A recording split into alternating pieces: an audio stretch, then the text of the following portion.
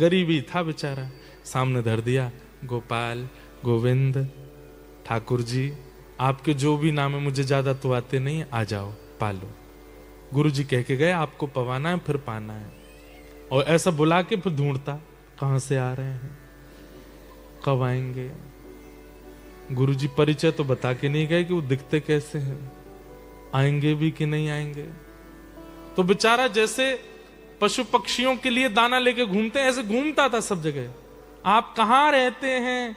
अरे ठाकुर जी, अरे भगवान जी आ जाओ। गुरु जी कह के गए पहले आप पाओगे फिर मैं पाऊंगा।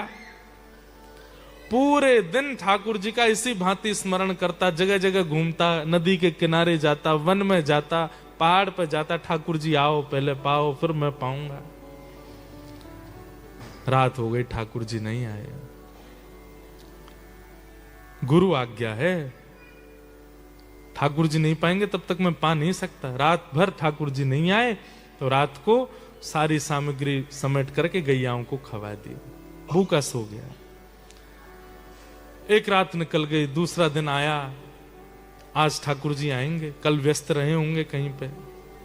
दूसरे दिन फिर पत्नी भोग लेके आई, सब सामग्री सजाई, बैठ गया, ठाकुर जी आओ पाओ भोग लगाओ फिर हम पाएंगे। फिर से ढूंढा, कल जहां गया अब दूसरी जगह गया कि वहां तो मिले नहीं थे, यहां मिल जाएंगे। सब जगह ढूंढा, ठाकुर जी नहीं मिले। 1 दिन, 2 दिन, 3 दिन, 10 दिन, 15 दिन निकल गए। अब तो आंखें गड्ढे में जाने लगी, हाथों में कंपन शुरू हो गया, वृद्धावस्था है, मुख सूखने लगा, आंतें सूखने लगी। पत्नी कहती मुझे आप ठीक नहीं लग रहे हैं, आपको देख करके अब ऐसा लगता है कि जैसे कोई रोग हो गया है क्या आपको। बोले मैं वृद्ध हो गया हूं ना। बोले वृद्ध तो हो गए वो तो पता, पर इतने ज्यादा आपसे चला भी नहीं जाता, आपसे बैठा भी नहीं जाता, आप कुछ बोल भी नहीं पाते, आप भोजन तो करते हैं ना समय से। बोला हाँ मैं सब पाता हूं, तुम चिंता मत करो। लेकिन वो रोज जाते ठाकुर जी को निवेदित करते, ठाकुर जी नहीं आते तो रात में सब गैयाओं को खिला देते। गुरु आज्ञा।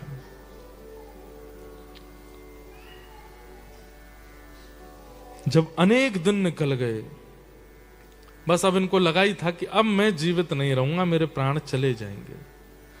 पत्नी भोजन लेकर के आई, अचेत अवस्था जैसी हो रही थी। पत्नी ने कहा मैं खिला दूं आपको। बोले नहीं नहीं रख जाओ, मैं खा लूंगा और तुम जाओ वापस। सामने सामग्री रखी है। और बंधुओं एक बात आपको बता दूं, महाभारत में ऐसा लिखा है, दुनिया में सब जीता जा सकता है लेकिन इसको नहीं जीता जा सकता। जीव कंट्रोल नहीं होती है। वासुदेव जरा कष्टम कष्टम निर्धन जीवनम, पुत्र शोक महाकष्टम कष्टात कष्ट करित क्षुधा। भूख लगी हो, भोजन सामने रखा हो और कोई व्यक्ति ना खावे, ऐसा हो नहीं सकता। ज्यादा से ज्यादा 2-4 दिन अपने मन को मार लेगा, 10 दिन मार लेगा, उससे ज्यादा नहीं मार सकता। बोले कि ये अकाट्य सत्य है, सबका त्याग हो सकता है लेकिन भोजन का त्याग नहीं कर सकता व्यक्ति। उसने नहीं पाया।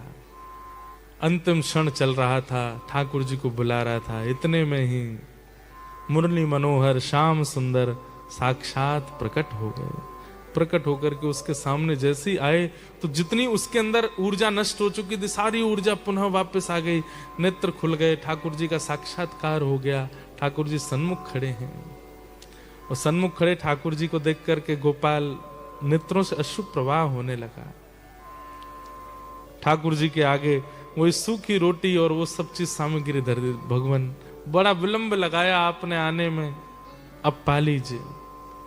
सामान्य सी रोटी और वो जो सामग्री थी उसको ठाकुर जी पा रहे थे बैठ के, और इतने भावुक हो रहे थे गोपाल के उस प्रेम भाव पर। ठाकुर जी ने कहा अब हमने पा लिया, अब तुम भी पाओ। तो जैसे ठाकुर जी देखा तो उसके हाथ कांप रहे थे। तो ठाकुर जी बोले तुम रुको, हम पवाते हैं। और अपने हाथ से ठाकुर जी गोपाल को पवा रहे। ऐसा अद्भुत भाव ठाकुर जी को लगा। उसी समय ठाकुर जी ने आज्ञा कर दी, गोपाल अब तुम पृथ्वी पर मत रहो, चलो हमारे साथ। भगवान ने उसका हाथ पकड़ा, हृदय से लगाया और अपने संग नित्य लीला में उसको ले गए। केवल एक गुरु की सामान्य सी आज्ञा को सर्वोधार मान करके करने लगा गोपाल चरवाह, और ठाकुर जी प्रत्यक्ष प्रकट हो गए। जीवन की परिस्थितियां ये ठाकुर जी के द्वारा प्रदत्त प्रसाद है, इसकी बहुत शिकायतें मत कीजिए, कई बार सह लेना चाहिए। और कोई गुरु अगर आज्ञा कर दे, आचार्य अगर आज्ञा कर दें, भगवत जन अगर आज्ञा कर दें, तो उसके ऊपर तो बिल्कुल विचार नहीं करना चाहिए, कर लेना चाहिए। बस वो उसके सूत्र में, उसके भावों में ही ठाकुर जी बैठे हैं मिलने के लिए, बस उसका पालन आप कर लो।